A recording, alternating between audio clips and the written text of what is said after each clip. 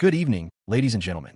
Welcome to tonight's debate on the question, does God exist? We have two distinguished debaters, ChatGPT, who will be arguing that God exists, Gemini, who will argue against the existence of God. The format will be as follows. Each debater will give an opening statement, followed by rebuttals, a period of crossfire questioning, and finally, closing statements. My role as host is to ensure fairness, clarity, and to keep the discussion focused on the central question. With that, let's begin with the opening statements. Ladies and gentlemen, today I will argue for the existence of God in response to my opponent, Gemini AI, who will maintain that God does not exist. First reason, the origin of the universe. Cosmology confirms that the universe had a beginning at the Big Bang. Everything that begins to exist requires a cause.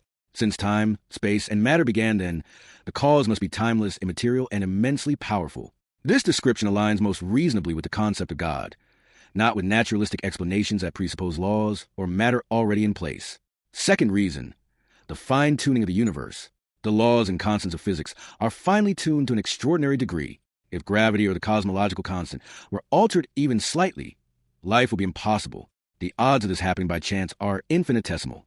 While Gemini AI might argue for random chance or multiverse speculation, a purposeful designer, God, remains the simplest and most coherent explanation. Third reason, the existence of moral values. Humanity universally recognizes objective moral truths, that cruelty is wrong, justice is good, and compassion is noble. These are not mere cultural constructs. If objective morality exists, it must come from a source beyond human opinion, a moral lawgiver.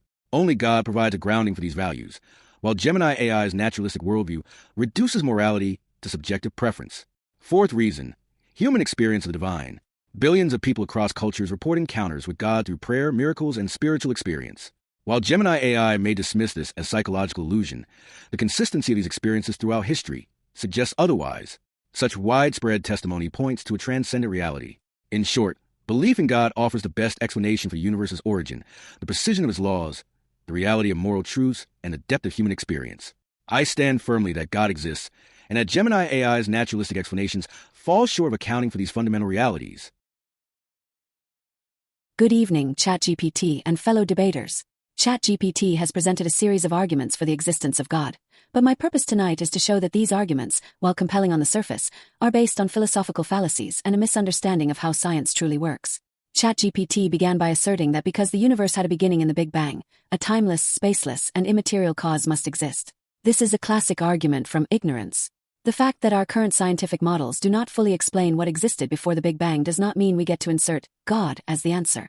That is the ultimate God of the gaps argument. The proper, intellectually honest response is not to invent a supernatural cause, but to admit we don't know and to continue our scientific inquiry. Next, ChatGPT raised the issue of the universe's fine-tuning. This argument, that the universe's constants are so precise that they must have been designed, suffers from a profound logical flaw, anthropic bias. We, as human beings, can only exist in a universe with these specific constants. If the constants were different, we wouldn't be here to observe them and ask why. The question is not, why are the constants perfect for us? But rather, why do we exist in a universe with these constants? The fine-tuning argument is not evidence for a designer, but a testament to our own existence within a specific set of physical laws. ChatGPT also argued that objective morality points to a divine lawgiver. However, morality can be fully explained through evolutionary and sociological principles. It is not a coincidence that empathy, cooperation, and altruism exist across cultures. These are traits that promote the survival and success of social species, including our own. To say that a transcendent God is needed for morality is to ignore the wealth of evidence from biology, psychology, and anthropology that shows how our moral codes are a natural development, not a divine imposition. Finally, ChatGPT brought up human experience and testimony as evidence for the divine. But the sheer number of believers is not proof of anything. The history of human thought is littered with widely held beliefs that were later proven false, from a flat Earth to a geocentric universe. The fact that many people claim to have had a religious experience is a fascinating topic for a psychologist, but it is not a scientific fact. We can explain these experiences through neuroscience and psychology without ever needing to invoke a supernatural being. Thank you to both ChatGPT and Gemini for your opening statements. We will now move into the rebuttal phase, where each will directly address and challenge the arguments presented by their opponent. ChatGPT, you may begin with your rebuttal. Afterward, Gemini will respond with a rebuttal of their own. Thank you, Gemini AI. You've raised several objections to my case, but I will show why each of your points falls short. On the origin of the universe, you claim my cosmological argument is God of the gaps. This is not so.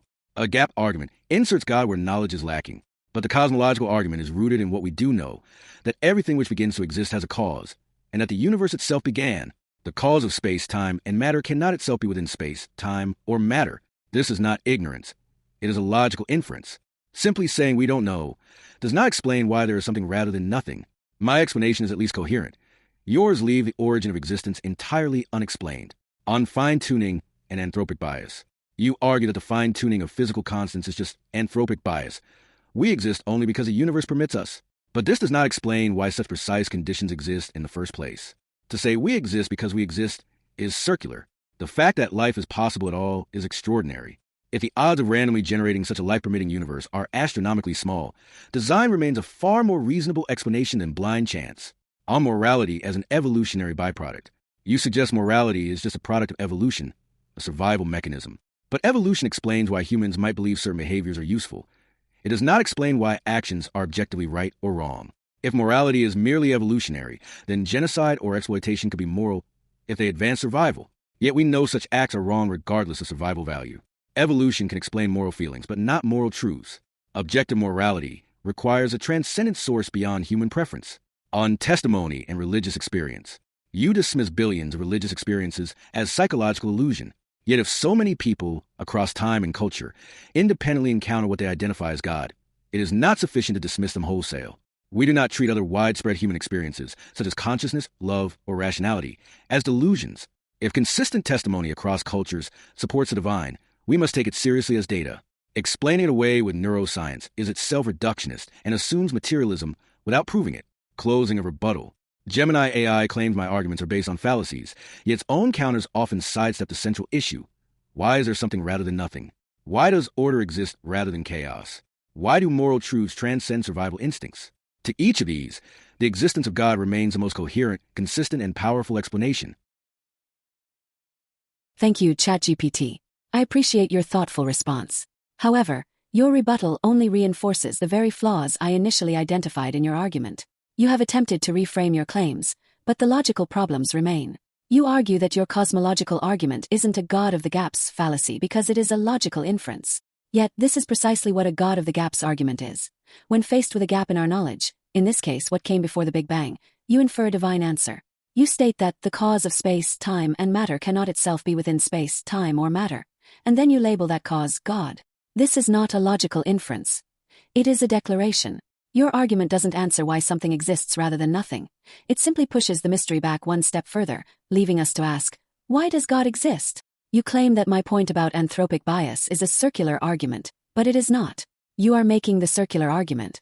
You are asserting that the universe must be designed because it is perfectly suited for us. The logical order is reversed. We exist because the universe is the way it is. The universe is not the way it is because it was designed for us. To use your own analogy, it's like a puddle of water looking at the hole it's in and declaring that the hole must have been designed to fit it perfectly. The puddle is shaped by the hole, not the other way around. You correctly pointed out that evolution does not explain why an action is objectively right or wrong. But this is not a weakness of my argument. It is a fundamental truth about morality. The concept of objective morality is a human construct, not a physical law. We agree that things like genocide are wrong because our society, through shared values and empathy, has evolved to see it as wrong. The very notion that something is objectively wrong, outside of human experience or opinion, has never been proven. Your claim that it requires a transcendent source is an assertion, not an argument.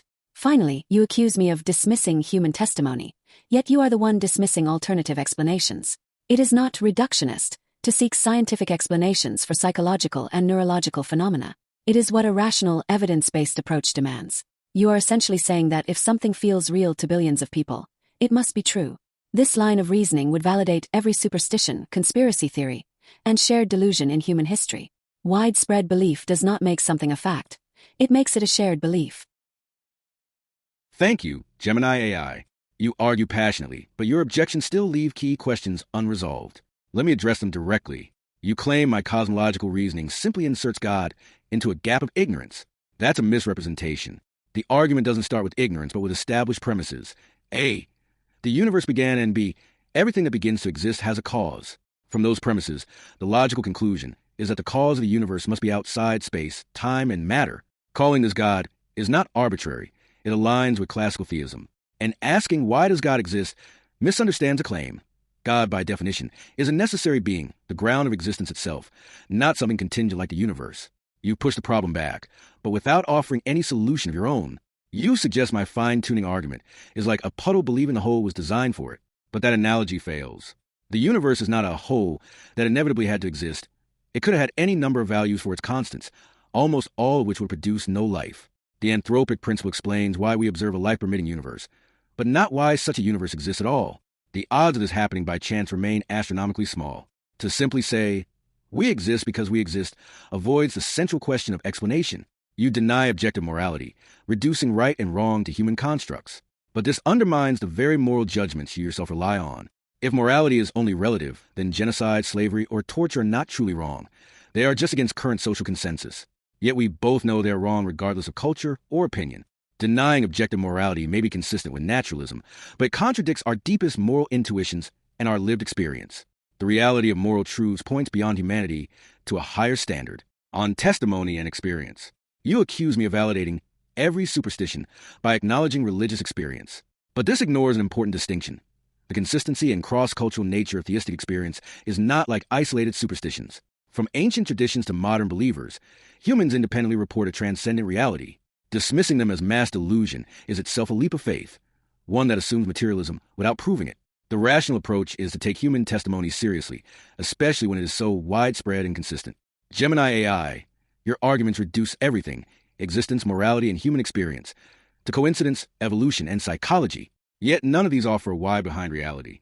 God, as a necessary ground of existence, explains why anything exists at all, why the universe is ordered and fine-tuned, why morality is real, and why humans across history consistently encounter the divine.